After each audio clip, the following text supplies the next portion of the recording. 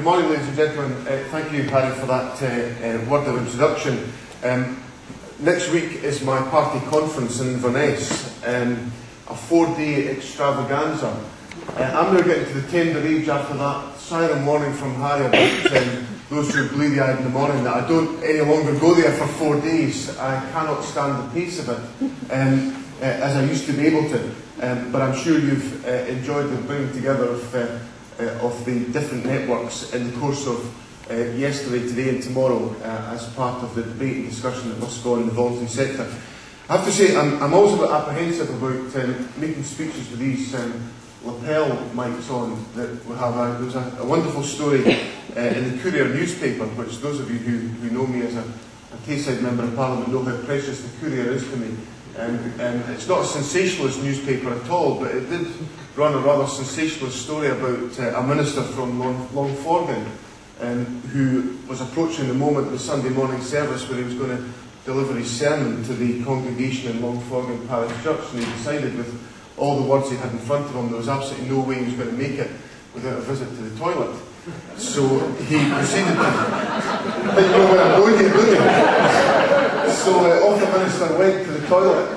to prepare himself as they're all singing All Things Bright and Beautiful. And the congregation were treated to the full ablutions on the microphone. So my private secretary is armed with the requirement to make sure that before I leave here the time might get just in case. So it's an enormous pleasure to be here today, and I hope in the course of our conversation today, and I assume I'm answering questions afterwards, I think I am now, we can maybe explore some of the challenges and the issues that exist for the networks in Scotland today. In welcoming this initiative, can I say, just refer to the fact that last year, one of the networks, let me just get my details correct, the volunteer centres had their conference at Heriot Watt, and the councils and voluntary service had their conference here, and 25 miles apart, but obviously a lot in common, a lot to share. The fact that you've come together for this event, I think, is particularly welcome to have that discussion, that dialogue about where the networks proceed. And one of the themes that I'm anxious to advance, and it underpins all elements of the government's policy in relation to the voluntary sector, but also underpins an important part of the relationship the government has been anxious to create with local government in Scotland,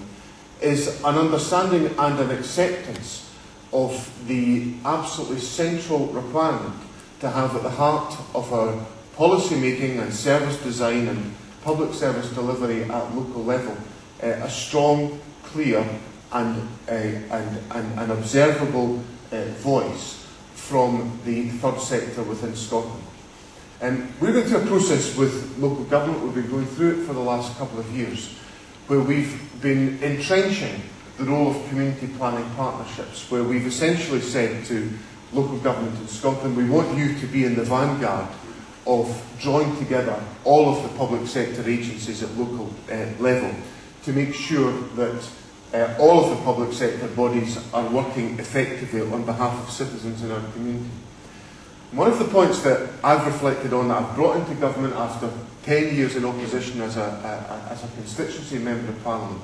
one of the observations I've had about the public sector over my years in public office is that we're not terribly good at joining up the message for members of the public. We often leave it to members of the public to work out how to navigate a course through public services and the public sector. And part of the thinking I've tried to bring to this process is to say to public organisations, look, you've got to think about how we bring our services together, how we coordinate our activities, so that members of the public are not on some mystery tour about trying to look for the support and the assistance and the advice that they may from time to time in their lives require. And I think that message is now beginning to percolate through the public sector. We now have, right across Scotland, 32 community planning partnerships working effectively together, local authorities, police boards, health boards, fire authorities, enterprise agencies, a whole range of players working together for some common outcomes, to achieve common outcomes. And it's not just been limited to the public sector, it's also been made very clear to the public sector that the government wants to have the third sector with an entrenched role and responsibility right at the heart of all of that decision making, that planning, that development activity at local level. Because of another thing I'm absolutely certain from my experience as a constituency member of Parliament over the last 12 years, is that the third sector is in many circumstances more effective at delivering certain interventions in our society than the public sector will ever be, no matter how hard the public sector tries to deliver those services. Whether it's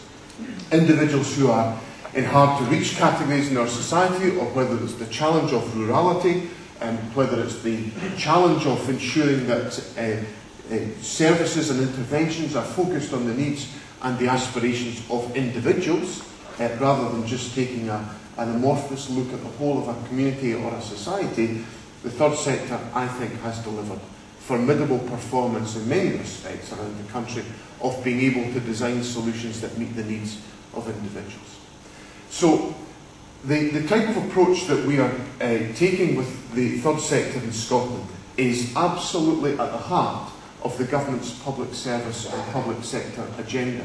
because our agenda is driven by drawing together public sector organisations at local level, to join them up, to make sure they focus on the right outcomes and the right aspirations for individuals in our society, and fundamentally, the third sector must have a major role to play at the heart of all of those discussions at local level. Now, in some parts of the country, we have achieved that level of participation and that level of involvement without much difficulty. Some local authorities have been more than, and I'm not going to go through a kind of name check around the country, I don't think that particularly advances us that terribly far. But in some parts of the country, local authorities have embraced this message very warmly, very enthusiastically, and have made it clear that they want a seat for the third sector at the top table of their community planning partnerships, that they want the third sector right at the heart of the decision making and the planning that goes on. Others have been slower in the process, and one of the helpful things which has happened has been the dialogue between the government, the COSLA on behalf of local authorities, and SCVO, in essentially creating the partnership agreement that I announced last week at the SCVO reception in Parliament,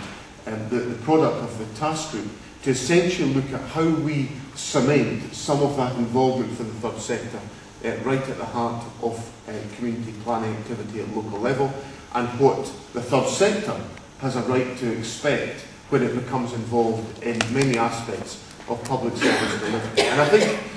any reading of that document will, I think, acknowledge that it represents significant progress over some of the challenges and challenging issues that have existed for many years and which I know have led to frustration within the third sector. So,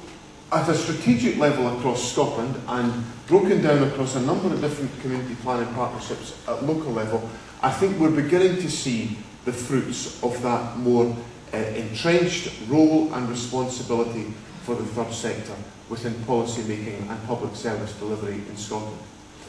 But there is one other remaining challenge which I know is occupying much discussion and deliberation across the network, and that is the question of how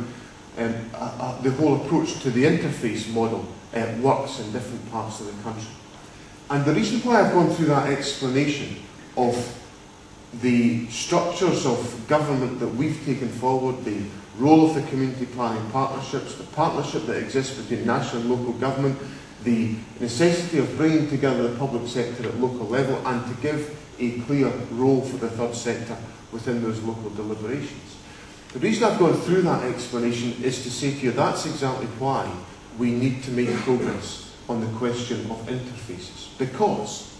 local government will quite readily come to me and say, look,